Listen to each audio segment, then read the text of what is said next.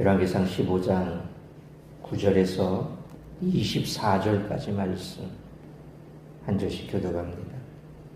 이스라엘의 여로보암 왕 제20년에 아사가 유다 왕이 되어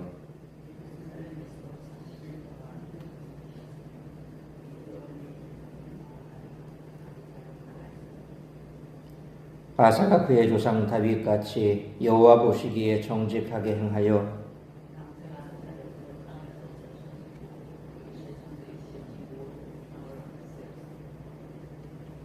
또 그의 어머니 마아가가 혐오스러운 아세라상을 만들었으므로 태우의 위를 패하고 그 우상을 찍어 기드론 시냇가에 불살랐으나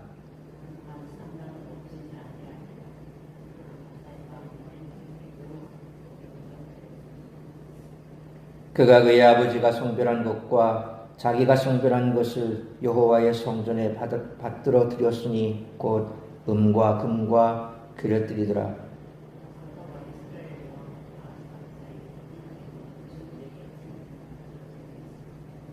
이스라엘의 왕 바아사가 유다를 치러 올라와서 라마를 건축하여 사람을 유다 왕 아사와 왕래하지 못하게 하려 한지라.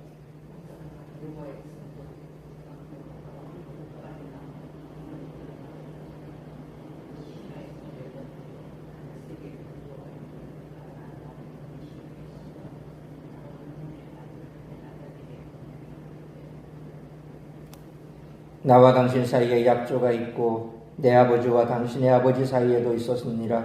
내가 당신에게 은금 예물을 보냈으니 와서 이스라엘의 왕 바아사와 세운 약조를 깨뜨려서 그가 나를 떠나게 하라 하며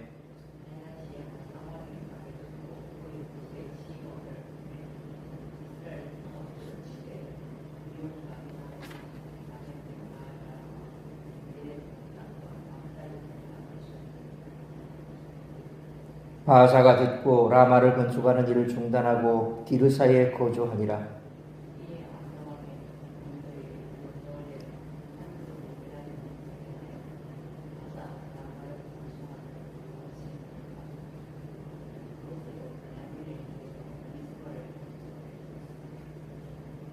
아사의 남은 사적과 모든 권세와 그가 행한 모든 일과 성읍을 건축한 일이 유다왕 역대지략에 기록되지 아니하였느냐. 그러나 그는 늙음하게 발에 병이 들었더라. 아사가 그의 조상들과 함께 자매 그의 조상들과 함께 그의 조상 다윗의 성읍에 장사되고 그의 아들 여호사밧이 대신하여 왕이 되니라. 아멘. 하나님 앞에서의 우상 숭배라는 주제는 이미 이전의 본문에서 계속 다룬 주제입니다. 하지만 오늘 본문은 아사 왕의 이야기를 통해 우상 숭배라는 주제를 더 세밀하게 숙고하기를 독자들에게 요구합니다. 첫째로 죄는 끊어질 수 있으며 개혁은 이루어질 수 있다는 것입니다. 아사 왕은 아비암과 같은 혈족으로 소개되기에 독자들은 아사와 행위를 자연스럽게 아비암의 통치와 비교하게 됩니다. 아비암은 손조의 죄를 극복하지 못했지만 아사는 극복했습니다. 우상을 타파했으며 우상 숭배에 적극적이었던 태후를 폐위했습니다. 영적 부분의 성취를 이루어낸 것입니다. 성도들 또한 오래된 죄일지라도 이를 이겨낼 수 있음을 믿어야 합니다. 그것의 핵심은 하나님 앞에서 온전하고 정직한 마음을 갖는 것입니다. 죄에서 돌아선다는 것은 단순히 어떤 특정한 행위를 멈춘다는 것이 아닙니다. 죄에서 돌아서는 것은 예배를 회복하고 유지하는 것입니다. 둘째로 그럼에도 불구하고 오래된 죄는 끊어내기가 쉽지 않다는 것입니다. 아사는 개혁을 이루어냈지만 그의 만료는 영적으로 좋게 평가받지 못합니다. 아사는 15절 말씀처럼 우상을 타파하며 성전의 상태를 유지하려 애썼는데 오히려 그가 위기에 처하자 18절 말씀처럼 정반대 행위를 합니다.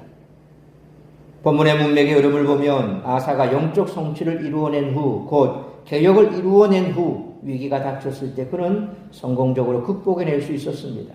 따라서 그는 정치, 군사적 성취를 이루어냈습니다.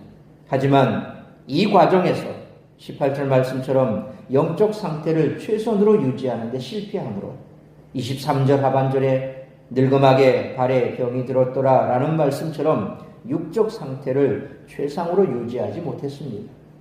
성도들 또한 눈에 보이는 것에 집중하기에 앞서 영적인 것에 집중해야 합니다.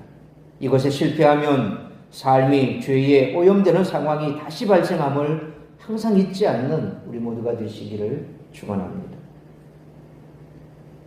솔로몬, 르호보암, 아비암으로 이어지는 남유다의 통치 기간에 온 나라에는 우상 숭배로 인한 어두운 그림자가 드리워져 있었습니다. 그러나 새롭게 왕이 된 아사는 우상 숭배를 철폐하고 종교 개혁을 단행합니다. 그러나 안타깝게도 41년의 긴 통치 기간에 그의 삶은 서서히 변질되어 용두사미로 끝이 납니다. 믿음의 열매는 잠깐의 화려한 승리가 아닙니다. 믿음은 하나님 안에서 신실함을 배워가는 것입니다. 따라서 이와 같은 오늘 본문의 말씀을 통해서 우리들이 깨달아야 할 것은 첫째로 9절로 15절 말씀처럼 삶의 개혁은 우리가 하나님의 은혜에 따라 결단할 때 시작된다는 것입니다. 9절로 10절 말씀처럼 아사의 41년 통치는 같은 시기에 북이스라엘의 왕이 6명이나 교체되는 것을 볼 때 하나님의 은혜였습니다.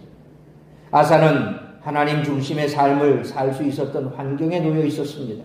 그의 어머니 이름이 선왕의 모친과 같은 것은 마아가가 아사의 양육을 맡아 그 지위와 권한을 누렸음을 의미합니다.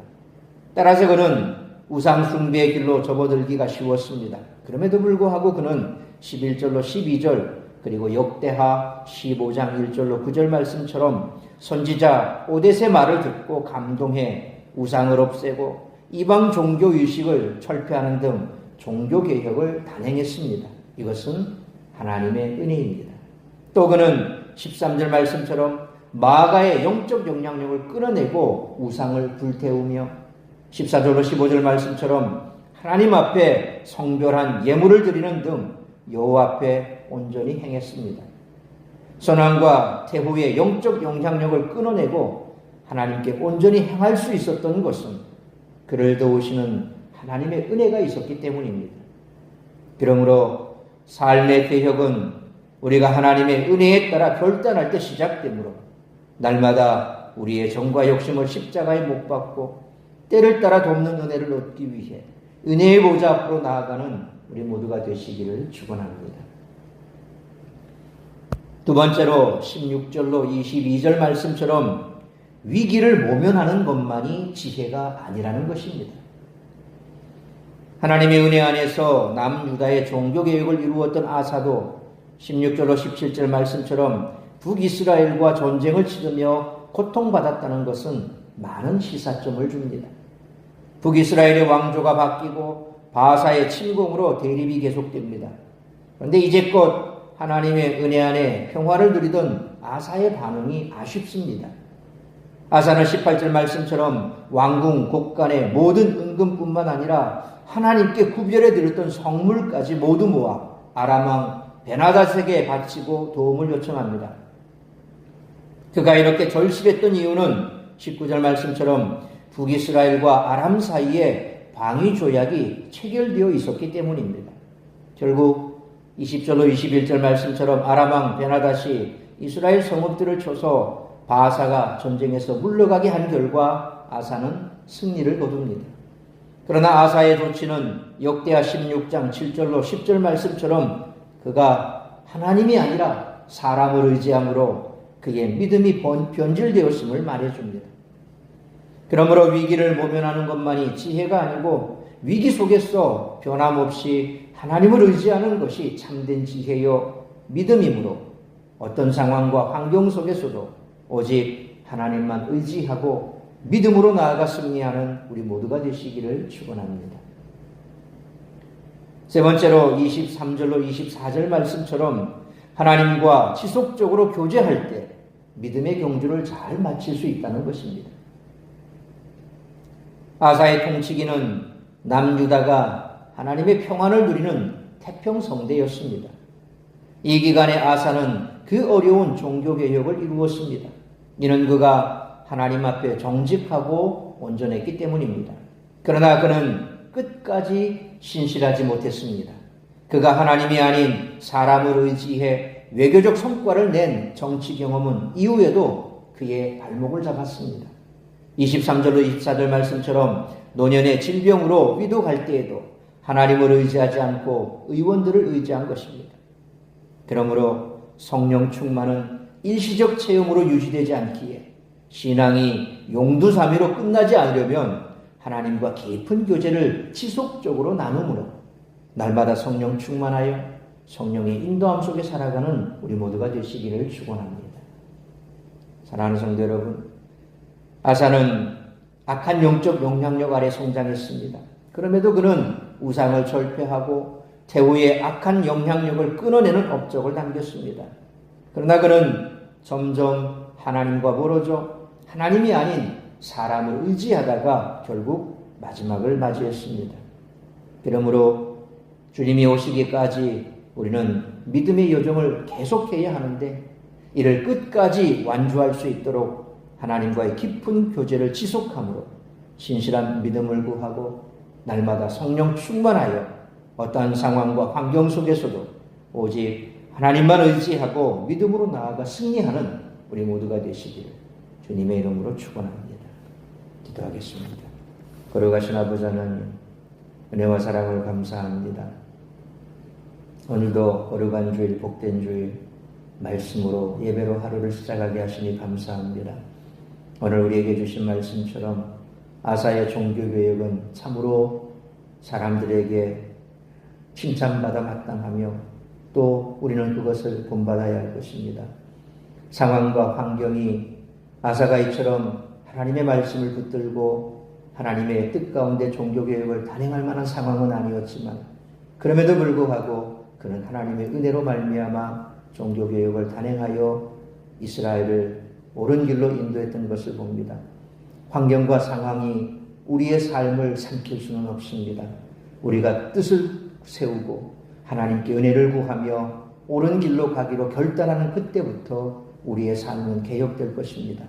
그러므로 우리의 상황과 환경을 탓하기에 앞서 먼저 뜻을 세우고 다니엘과 세 친구들이 했던 것처럼 그 뜻을 세운 그들의 삶을 하나님께서 인도하실 때에 우리는 승리할 수 있습니다. 그러나 이와 같이 우리가 온전한 영적 체험 한 번으로 우리의 인생이 끝까지 그렇게 유지된다는 것은 아닙니다. 날마다 우리의 정과 욕심을 십자가에 못 박고 바울의 고백처럼 날마다 죽노라 고백하며 하나님의 은혜 가운데 머물며 늘 믿음으로 살아가기로 결단하며 하나님과의 깊은 교제가 이어져야 우리의 삶은 끝까지 믿음의 경주를 완주할 수 있을 것입니다. 오늘 섰다고 우리가 자만할 것이 아니라 선자는 넘어질까 조심하라고 말씀하신 그 말씀처럼 늘 겸손하게 더욱더 하나님의 은혜를 구하며 또한 하나님과 끊임없이 교제를 이어나갈 때에 우리는 이 믿음의 경주를 완주할 수 있을 것이며 믿음 안에서 승리하게 될 줄 믿습니다.